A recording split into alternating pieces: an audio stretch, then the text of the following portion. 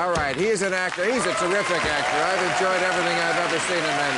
His latest film is Out of the Furnace, opens wide on December 6th. Casey Affleck is over here. Casey, how you doing? Good. Great to meet you, sir. How are you? Good, good. Hello? Well, I watched your movie last night. It's a terrific movie. I would recommend it to anyone very highly. It's a serious movie, and I know you're a serious guy. This must be a little tough for you. I don't see you on talk shows a lot. You're kind of the quiet Affleck. Is that right? Well, maybe there's a good reason. I don't know. Because you care about this subject, I think, because it's deep in your heart. It's about returning veterans. Yes, that's true. So it is. I mean, it's not an issue movie, as they say, but it's a pretty gripping drama, straightforward kind of action movie. But it's also about. My character is a veteran who's returning from 4 tours in Iraq, and so just in 4 tours. Yeah. Which is not uncommon. I mean, that really happens. People had even more than that. Well, you know, it's funny because now these guys in Iraq and Afghanistan, they're seeing more multiple deployments than ever before because there's a smaller pool of military personnel, and a lot of them are careerists, the reserve, and they're you know, if they opt to not go back, then they lose all their benefits. That's their career, so they're going back and forth a lot, and they're seeing. So for that reason, they're coming back showing there's more PTSD. There's a lot. What into that? PTSD. Post-traumatic stress disorder. Yeah, PTSD. Yeah. And that's something that a lot of them have, right?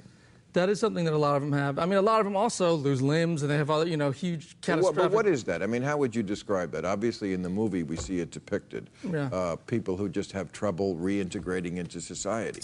They have trouble talking to people. They have trouble sleeping. Yeah. The flashbacks, panic attacks. It's anxiety and depression. It's, I mean, it can manifest itself in a lot of You can't get the war out ways. of your head, right? I mean, that's basically it. Well, just imagine if you're over there and every day you're right. in very, very scary situations. And, you know, just going outside sometimes means that you could be shot in the head. So you come back here and suddenly, you know, you have to go to the grocery store and it's a big wide open space and you have these horrible, debilitating panic attacks. And so you can't get a job. And, you know, the big issues that kind of face a lot of these guys are addiction and homelessness and employment because they have this really specific skill set and they come back and, you know, they were an artillery sergeant and now they don't, what are they here? You know, they can't really, those skills don't apply. And unfortunately, you know, they don't get a lot of help. So I was... They don't get a lot of help. They don't get very much help. Not emotional support, not social support, not financial support. For a country that is always mouthing off about how much it loves the veterans and loves the soldiers, these guys really come back and get almost nothing. And they're getting less. So I was talking to a lot of them and sort of wondering, you know, I became sort of involved in these issues. You know, I'm not no Bob Hope, but I was kind of like, you know, spending a little bit of time talking to them. And that's good. we would not want you to be Bob Hope. Right. I hope that's not what you were expecting when you brought me out here, that Bob would be Hope. terrible, Bob Hope. Why? Well, you say that because he used to tell a few jokes to people? Well, he was the only honorary. He got a hooker every night of his life. It was not about... Bob Hope, really?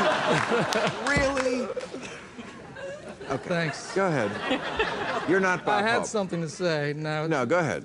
I'm not Bob Hope. That's where we were, right? And you're not Rob Ford, that's for sure. Yeah. Well, I mean...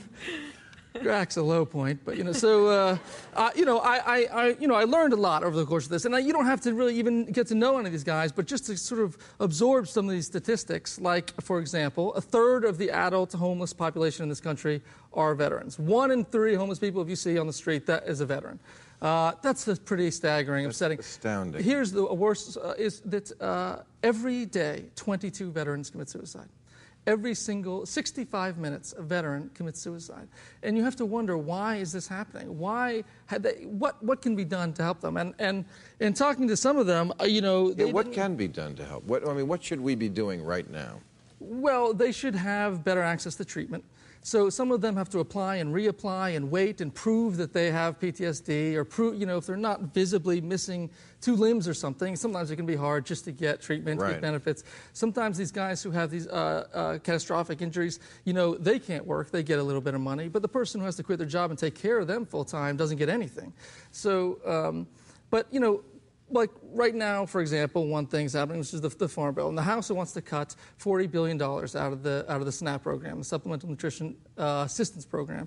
Now, the Senate version of that is they want to cut $5 billion out of it. Food stamps? These are just food stamps, basically. And a lot of veterans need food stamps. 1 million veterans rely on food stamps. So to take that away from them, it just seems like unconscionable. You can't. And so Elizabeth Warren Well.